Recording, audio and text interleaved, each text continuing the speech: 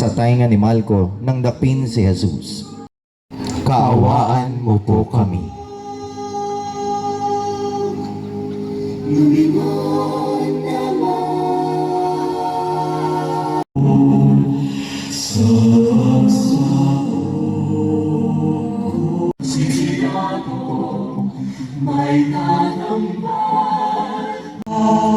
Ang lumbay ay sabihin pa ang kanina.